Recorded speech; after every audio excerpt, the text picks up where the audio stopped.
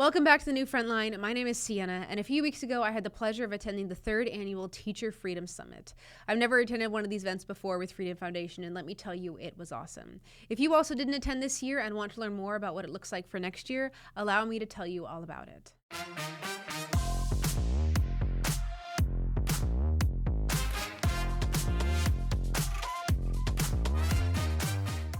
The Teacher Freedom Summit is a yearly event that seeks to bring together like-minded educators, supporters, speakers, and other professionals to encourage each other and collaborate on how we can continue to fight for the integrity of American education. This year, the summit was in our nation's capital of Washington, D.C., and we brought in over 400 attendees from 45 different states. The summit was held from July 16th to 18th with a mix of Mainstage sessions, breakout sessions, networking events, and of course, downtime to explore our nation's capital. All the speakers who came in for this event were nothing short of exceptional and the utmost professionals in their fields.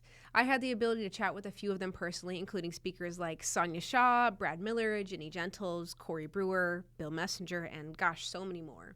If any of those names are unfamiliar to you, my goodness, I encourage you to look them up. These folks spoke on a huge variety of issues that are relevant to this work of the battle against public sector unions and bringing back the American education system from the brink of disaster that it's at right now.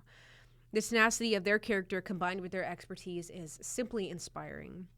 I walked away from this conference almost overloaded with information, but more so, I walked away feeling profoundly grateful that these are the people that are on our team.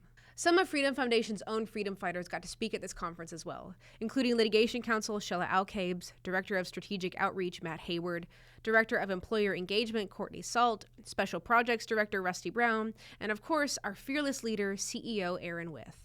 Working on this team is such a joy, and it's not just because the freedom fighters are so darn effective at getting it done, and we are, by the way, but it's because the determination, discipline, and steadfastness displayed by all my team members is just so inspiring to everyone who looks at our mission.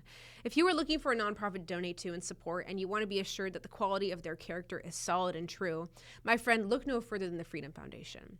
One of the facets of our mission statement is that we are happy warriors who lead from the front, and that is true in every single thing that we do.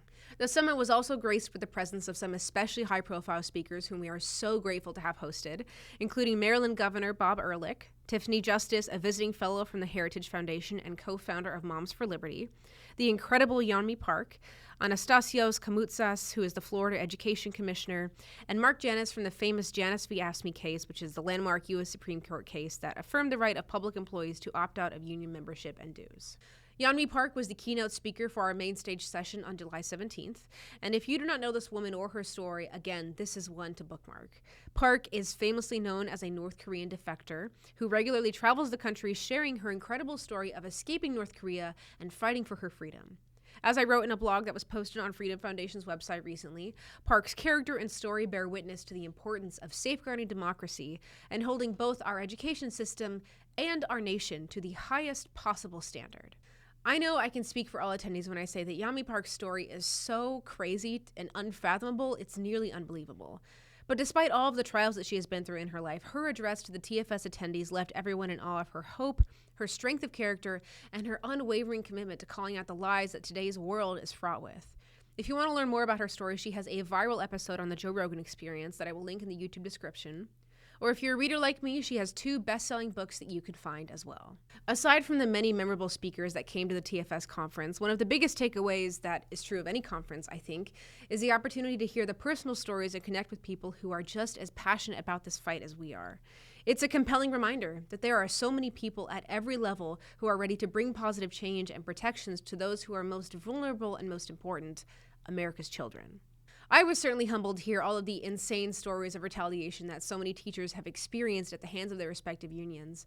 But more so, like many of us, I think, I was left feeling comforted. Because y'all, even though there are government unions like the NEA and the AFT that scream at us like mad banshees, this is undeniable proof that their strength is failing. 2025 has been a crazy year, and the movement to dismantle the power of teacher unions has only been growing. Opt-out numbers continue to rise, public workers are more aware of their rights and freedoms, and the future of the Teacher Freedom Alliance, all Teacher Freedom Summits to come, and the future of public education is the brightest it has been in a very long time. The fight for tomorrow starts in our schools. Teacher unions are only shouting the loudest because they are losing their grip. Thanks for watching. I hope to see you at the next Teacher Freedom Summit, and if not, I'll see you right here at the new Frontline.